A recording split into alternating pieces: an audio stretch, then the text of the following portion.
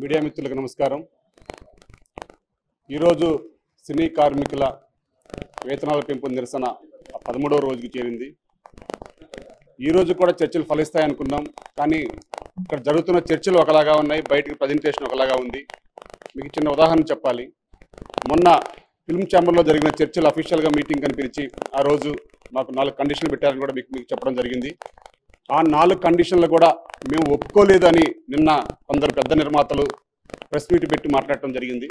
మాకు ఆ రోజు ఫిల్మ్ ఛాంబర్ అధ్యక్షులు భరతభూషణ్ గారు ఈ రోజు నుంచి ఇది మన కుటుంబం కాబట్టి ఎవరు కూడా మీడియాకి వెళ్ళి మాట్లాడొద్దని మాకు ఆ రోజు సూచనలు చేసి, వారు మరి మీడియాకి ఎలా మాట్లాడుతారో మాకు తెలియదు. మాకు నిన్న మధ్యాహ్నం కూడా నేను ఛాంబర్కి వచ్చి కలవడం జరిగింది.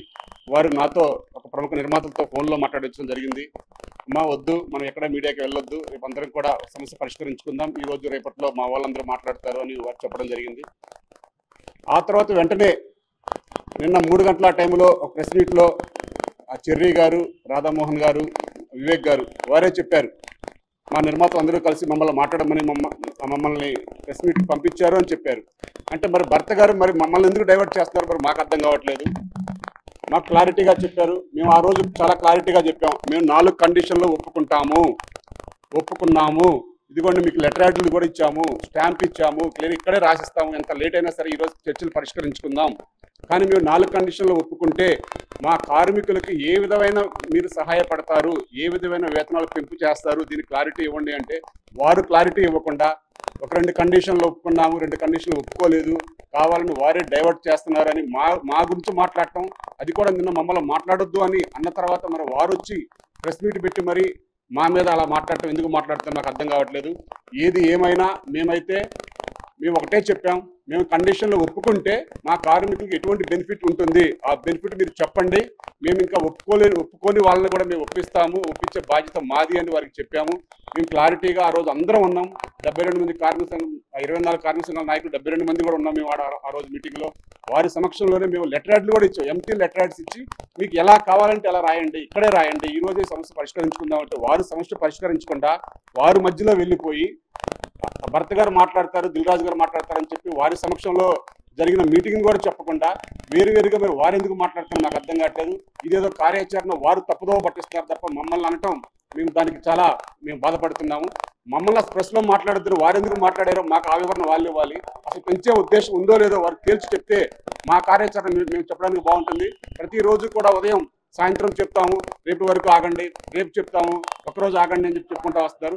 మేము ఒప్పుకుంటే ఎంత పర్సెంటేజ్ పెంచుతారో చెప్పమానండి, లేదంటే అసలు పెంచమని చెప్పమానండి, ఏదైనా సరే మేము వాళ్ళ క్లారిటీ కోసం వెయిట్ చేస్తున్నాయి. కానీ ఇట్లా దోబూచులు ఆడొద్దని మేమందరం కూడా మీ ద్వారా ఆ ప్రముఖ నిర్మాతల్ని, ఫిల్మ్ ఛాంబర్ వారిని మేము కోరుతున్నాం. ఎందుకంటే మేము ఒకటే చెప్పేది, ఈ 13 రోజులు కూడా మేము ఇప్పుడు దాకా మేము చెప్పలేదు. మేము ఏదైనా సరే మాకు ఛాంబరే కాబట్టి మేము ఛాంబర్కి అఫీషియల్గా ఒక వ్రాతపూర్వకమైన కంప్లైంట్ కూడా ఇవ్వడం జరిగింది. మాకు గౌరవ వేతనాలు చాలా పెండింగ్లో ఉన్నాయి, ఆల్రెడీ చేసిన పనులకు 6 నెలల నుంచి పెండింగ్లో ఉన్నాయి. సుమారు అఫీషియల్గా కంప్లైంట్ రూపంలో వచ్చిన ఫెడరేషన్కి వచ్చిన కంప్లైంట్ రూపంలో వచ్చిన పేపర్ పరంగా ఛాంబర్కి పెట్టాము, మాకు ఆ డబ్బులు వెంటనే వసూలు చేసి ఉండని. అటువంటి డబ్బులే 13 కోట్ల రూపాయలు ఉన్నాయి. ఎవరైతే ఇంకో సంస్థ పెద్ద మనుషులు మాట్లాడుతున్నారో వారికి ఒక సుమారు 90 లక్షల రూపాయలు ఉన్నాయని కూడా అది కూడా ఇవ్వడం జరిగింది. వారు నిజంగా అటువంటి పేమెంట్లు మళ్ళీ మా వర్కర్స్ అడుగుతుంటే వారిని బెదిరిస్తున్నారని కూడా తెలిసింది. మీరు కండిషన్లు ఒప్పుకోండి, మీ యూనియన్లు ఒప్పించండి, మీరు ఒప్పుకొని మీకు పని చేస్తామంటే మీ వేతనాలు ఇస్తామని చెప్పి కూడా బెదిరిస్తున్నారు. అది కూడా నిన్నటి నుంచి స్టార్ట్ అయిందని మాకు తెలిసింది. దయచేసి మేము ఒకటే రిక్వెస్ట్ చేసేది, ఏదన్నా ఛాంబర్ నిర్ణయాలకు కట్టుబడి ఉంటాయని చెప్పాము, మేము నిర్ణయాలకు కట్టుబడి ఇక్కడ పనిచేస్తున్నాం. కాబట్టి దానికి కాకుండా వేరే విధంగా మీరు డైవర్ట్ చేస్తూ మమ్మల్ని మేము డైవర్ట్ చేసామని రాజకీయంగా మాట్లాడటం కరెక్ట్ కాదు. ఏదేమైనా సరే మాకు రావాల్సిన బకాయిలన్నీ కూడా మాకు ఇమీడియట్లీగా మాకు చెల్లించాలని మేము మీడియా ద్వారా, ఛాంబర్ ద్వారా మేము అఫీషియల్గా మేము మాట్లాడుతున్నాం. కాబట్టి మా బకాయిలు ఏమన్నాయో మాకు అఫీషియల్గా మాకు అన్నీ కూడా మాకు చెల్లించి మమ్మల్ని చర్చలో పిలవాలని మేము కోరుతున్నాం. Thank you.